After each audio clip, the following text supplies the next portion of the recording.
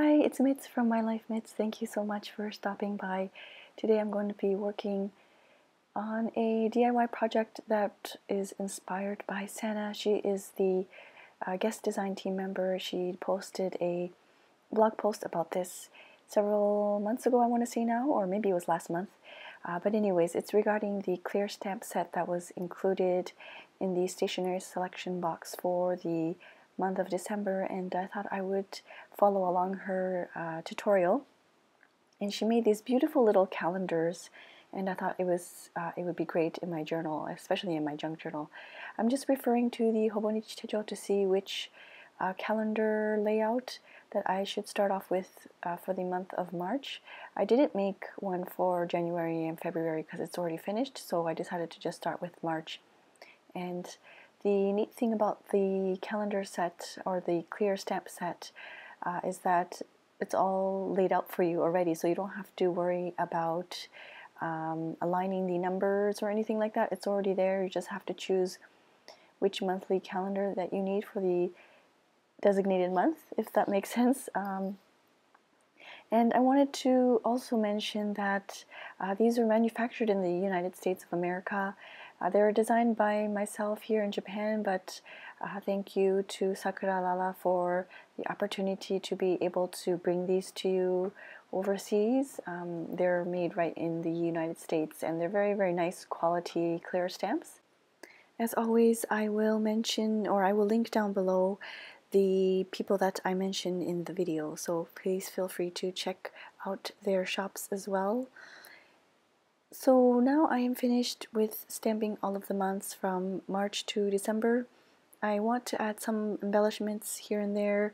I take this muted color, I don't remember the exact name of it, but it's a chalk ink, and I just kind of stamp, I just stamp on the background so that it adds a bit of dimension, or it's a little bit more fun to see instead of just a clear calendar. And I'm just overlapping the pages this way so I don't have to double stamp. You can see here I'm just overlapping the page so that the stamp appears on both papers. I hope that makes sense. It just cuts down me having to stamp each individual page. It's more fun, I think, when you have layering stamps and things. It's a lot of fun. I am taking another stamp from the clear stamp set and using this green color and doing the same thing. This is the confetti stamp, and I'm just layering the two different papers and stamping on both pages so that the stamp appears on both. And I think this is a fun way to, of course you can stamp the full image if you want to, but I think it's a lot of fun to just layer and stamp haphazardly sometimes. It's just fun where the stamp lands.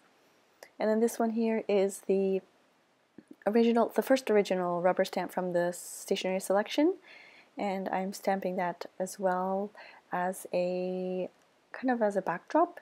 I use this nice, it's a soft gray color, so it's not too in your face.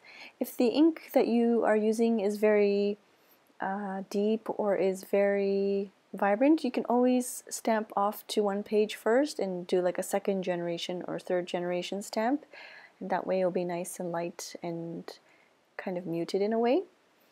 Oh, I forgot to mention that these stamps will be available for purchase on the web store. I will leave all the links down below. Right now the clear stamp set is free international shipping, so free worldwide shipping from Japan. And the rubber stamp, I will be posting a coupon code if you are a subscriber to the box, or if you've purchased a box and you want me to just add the stamp to your box, then just use the code and you will get the shipping refunded. I think it's, if you don't want to wait and you want me to ship it right away, I think the shipping is about $3, so it's not too bad. Next, I am taking the circle dot stamp from the clear stamp set and just stamping over here and there just randomly, and I like to do this as well in my Hobonichi Techo. It's like a nice little background. It's not too in your face. So here are the close-up shots. You can see I really like how the rubber stamp came out there. You can see in the gray ink. It's really, really pretty. I urge you to check out Life at 30 something. She is the one that designed this beautiful stamp, and you can also see her Hobonichi spreads as well on her Instagram. And next I'm just writing in the monthly headings. I'm using the brush tip marker. I think that one is the Kuretake one. It was included several months ago. And then this one is the Sailor Shikiori brush markers. They're very, very nice. I like using different colors. I think I switched maybe 2-3 colors for the months. And I just kind of add, I've selected more olive and brown tones because I felt that would match better with the vintage papers. So I personally actually like the black. I think the black really stands out nicely, and it's very nice and crisp. And the brush marker, the black one from Kuretake, it writes really nicely. The brush is a little bit harder, and I'm a little bit more used to the harder brush. But this is what it looks like. It was a very, very quick DIY, like a nice, quick, crafty session. You just stamp out the months, and I think it's really great, especially if you like bullet journal. You don't have to rewrite the monthly calendar over and over again, or perhaps that's something that you enjoy doing, is writing the calendar every month. But for myself, I prefer to just have a stamp like this so that I can just quickly stamp out the month. And now I can use these for Happy Mail. I can use these in my journals. Just flipping through so that you can see the creations with the different stamps that I've used.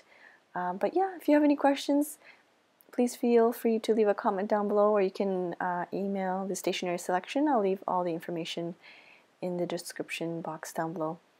I hope you enjoyed this video. Thank you so much for watching, and I will see you soon. Bye-bye.